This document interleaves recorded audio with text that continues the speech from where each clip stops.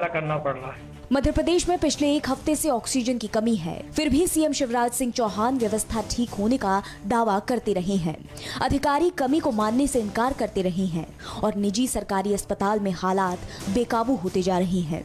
बीती रात ही तेजानकर अस्पताल और सहर्ष अस्पताल में मरीजों को अस्पताल प्रबंधन ने कहा कि या तो आप अपनी ऑक्सीजन लेकर आइए या अपने मरीज को कहीं और ले जाइए।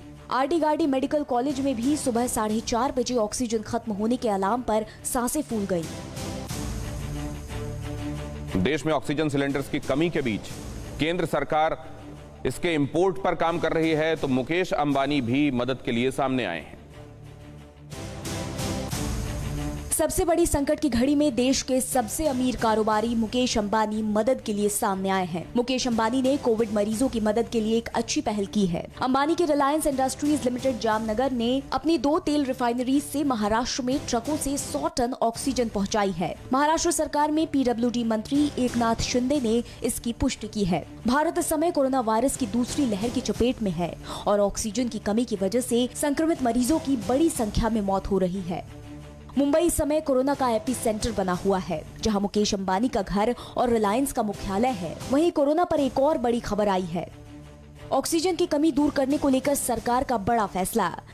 सरकार 50,000 मीट्रिक टन ऑक्सीजन इंपोर्ट करेगी। कोरोना से ज्यादा प्रभावित 12 राज्यों पर विशेष ध्यान दिया जाएगा। पीएम केयर्स फंड से 100 नए अस्पताल बनाए जाएंगे। वहीं भारत पेट्रोलियम कॉर्प ने अपनी कोची रिफाइनरी में 20 टन ऑक्सीजन गैस का स्टॉक तैयार किया है। इसे मेडिकल इस्तेमाल के लिए मुहैया कराया जाएगा। देश में दूसरे दिन कोरोना के 2 लाख से ज्यादा मामले सामने आए। देश के 6 राज्यों का हाल बेहाल है। देश में हर गुजरते दिन के साथ कोरोना विकराल होता जा रहा है।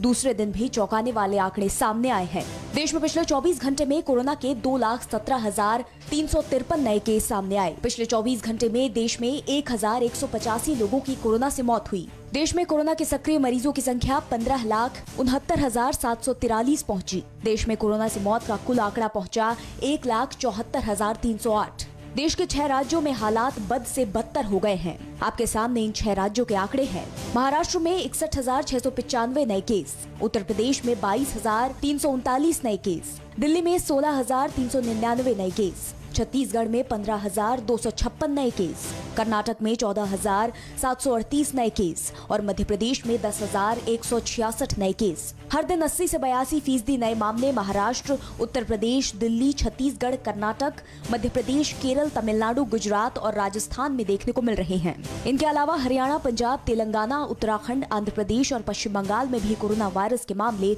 बढ़ने लगे हैं। देश में महाराष्ट्र कोरोना का एपी सेंटर है। यहां कोरोना का कितना कहर है, जरा देखिए। महाराष्ट्र में कोरोना सुपर स्प्रेडर बना हुआ है। हालात बेकाबू हैं। राज्य में लॉकडाउन जैसी पाबंदियां लगाई गई हैं ताकि कोरोना की चेन को तोड़ा जा सके, लेकिन आंकड़े अब भी बढ़ रहे हैं। महाराष्ट्र में एक दिन में 61,695 नए मरीज मिले, 349 की मौत हुई। मुंबई, पुणे, ठाणे और नागपुर में हालात ज्यादा खराब हैं। पुणे में कोरोना के 9,961 नए केस आए, 59 की मौत हुई। मुंबई में कोरोना के 8,209 नए मरीज, 50 की मौत हुई। जबकि मुंबई की बात करें तो यहां रोजाना कोरोना मरीजों की संख्या इतनी बढ़ गई है कि अस्पताल में बेड कम पड़ गए हैं। मुंबई के दहिसर कोविड सेंटर का हाल देखिए। इस वक्त मैं दहिसर कोविड सेंटर में हूं। आपको पहले तस्वीर दिखाना चाहूंगा। यहाँ पर आप देखिए, ये अलग अलग जो सेक्शंस बनाए गए हैं दहिसर कोविड सेंटर में। करीब 15 दिन पहले जब हमने यहाँ से रिपोर्टिंग की थी तो ये तमाम बेड खाली नज़र आ रहे थे, लेकिन अब आप तस्वीरों में देख सकते हैं कि ज़्यादातर बेड भरे हुए हैं। लोगों के तादाद, जो मरीजों की तादाद है, इतनी तेज़ी से बढ़ रही है जो मुंबई और महाराष्ट्र के लिए चिंता का विषय बना हुआ है। दिल्ली में यह डेडली वायरस लगातार फैल रहा है। सारे इंतजाम नाकाफी साबित होते नजर आ रहे हैं। अब वीकेंड कर्फ्यू लगने जा रहा है। क्या इससे समाधान होगा?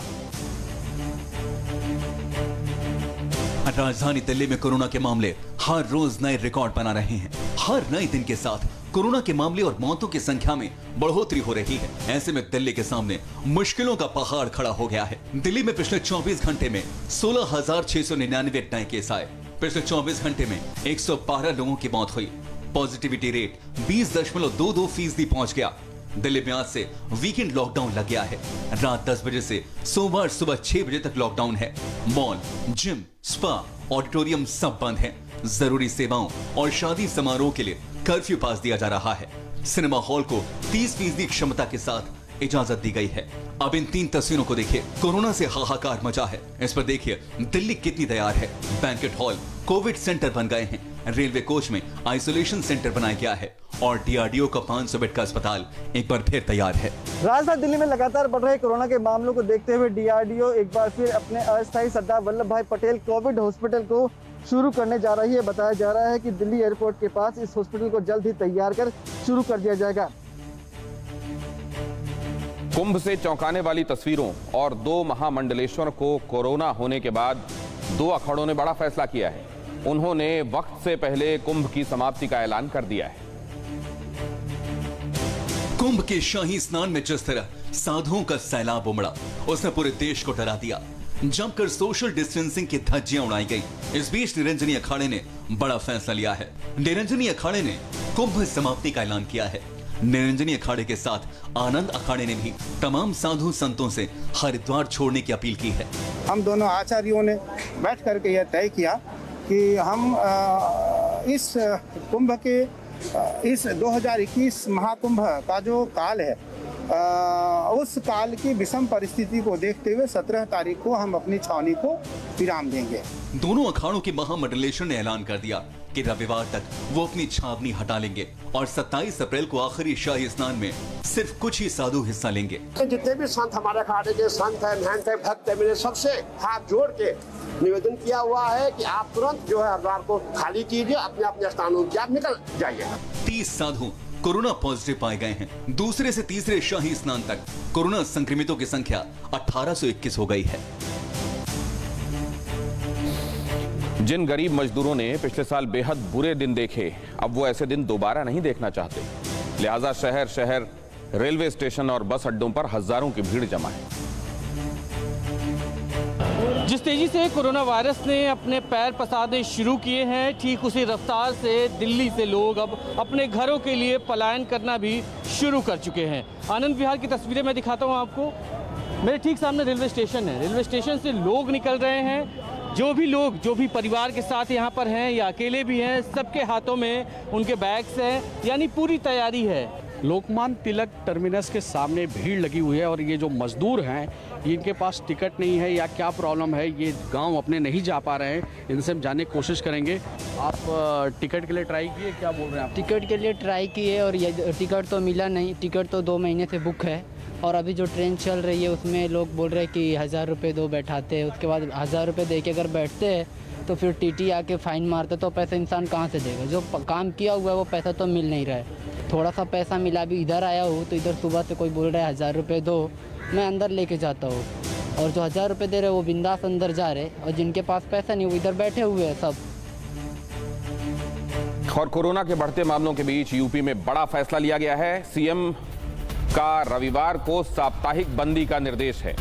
उत्तर प्रदेश में हर रविवार को पूरी तरह से लॉकडाउन लगाया जाएगा। रविवार को सिर्फ जरूरी सेवाओं पर ही छूट लागू रहेगी। रविवार को उत्तर प्रदेश में सैनिटाइजेशन का काम किया जाएगा। मास्क नहीं पहनने पर जुर्माना बढ़ा दिया गया है। 1000 रुपए जुर्माना लिया जाएगा। दोबारा पकड़े जाने पर 10 गुना जुर्माना देना होगा।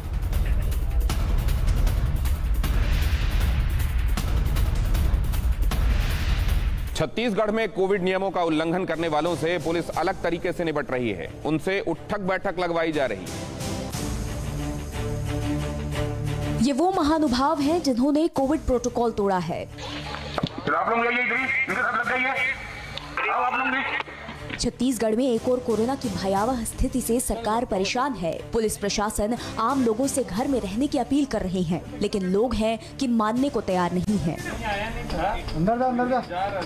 धमतरी पुलिस ने ऐसे लापरवाह लोगों पर सख्ती बरतनी शुरू कर दी है जो बेवजह सड़कों पर तफरी कर रहे हैं। पुलिस ने ऐसे लोगों को बीच चौक पर खड़े करके उठा बैठक कराया।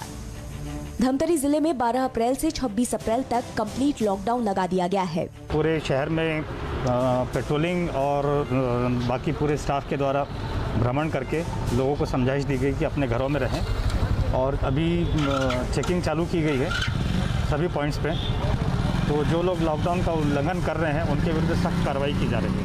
धमतरी के साथ साथ पूरे छत्तीसगढ़ में कोरोना संक्रमित मरीजों के आंकड़े रोज बढ़ने के साथ ही मरने वालों की संख्या भी बढ़ी है, लेकिन लापरवाह लोग ऐसी भयावह स्थिति को देखने के बाद भी मानने को तैयार नहीं हैं।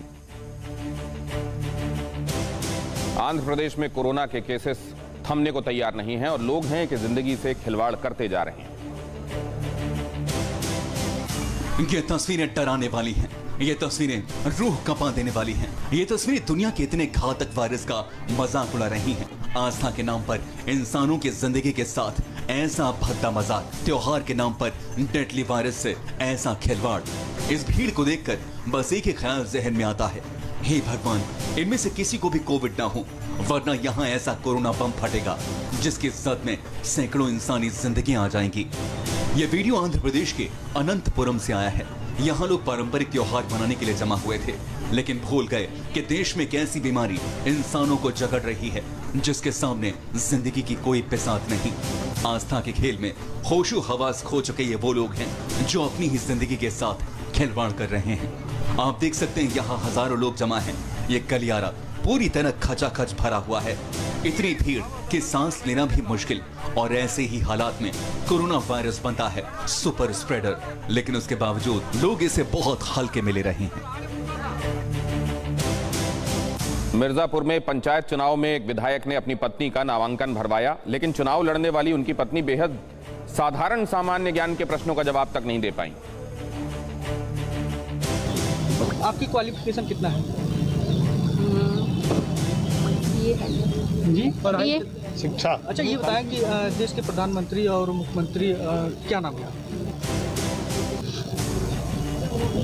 इसे देश का दुर्भाग्य कहें कि हमारी राजनीति का दुर्भाग्य। इस देश में ऐसे भी लोग चुनाव लड़ते हैं जिन्हें देश के प्रधानमंत्री, राष्ट्रपति और अहम मंत्रियों के नाम तक नहीं पता। मैडम सोनभद्र के 96 से विधायक राहुल कौल की पत्नी रिंकी सिंह हैं। इन्होंने जिला पंचायत सदस्य पद का नामांकन धूमधाम से भरा, लेकिन नामांकन भरने के बाद सामान्य ज्ञान के साधारण प्रश्नों का जवाब तक नहीं दे पाई। आपकी क्वालिफिकेशन कितना है? ये है जी, पढ़ाई, शिक्षा। अच्छा, ये बताएं कि देश के प्रधानमंत्री और मुख्यमंत्री क्या नाम है? रिंकी सिंह को अपना दल ने राजगढ़ से उम्मीदवार बनाया है। नामांकन के दौरान सांसद ससुर और विधायक पति दोनों बड़ी संख्या में समर्थकों के साथ मौजूद रहे। और पश्चिम बंगाल के नदिया से अमित शाह इस वक्त लाइव हैं, क्या कह रहे हैं सुनिए। वो सभी को नागरिकता देने का काम भारतीय जनता पार्टी करेगी। और मित्रों, साथ में मैं कहने आया हूं, नागरिकता पाने वाले शरणार्थियों के लिए 100 करोड़ का एक फंड भी मुख्यमंत्री की अध्यक्षता में बनाया जाएगा। वो सभी मतवा समाज, नाम सुधे लोगों के कल्याण का काम करेगा। मतवा दलपतियों को 3000 रुपया मासिक पेंशन दिया जाएगा और मतवा समाज के विकास के लिए, नाम शूद्र समाज के विकास के लिए मतवा नाम शूद्र विकास बोर्ड की भी स्थापना करने का काम ये भारतीय जनता पार्टी करेगी। मित्रों, ठाकुर नगर मतवा समाज का बड़ा स्थान है। सरकार बनने के पहले सप्ताह में ही ठाकुर नगर रेलवे स्टेशन का नाम बदलकर श्री धाम ठाकुर नगर रेलवे स्टेशन करने का काम ये भारतीय जनता पार्टी, ये ठाकुर नगर को तीर्थ यात्रा के रूप में विकसित कर पूरे देश भर के यात्री ठाकुर नगर आए और हमारे पूजनियों को श्रद्धांजलि देने का काम करे। इस प्रकार का हम काम करेंगे। और श्री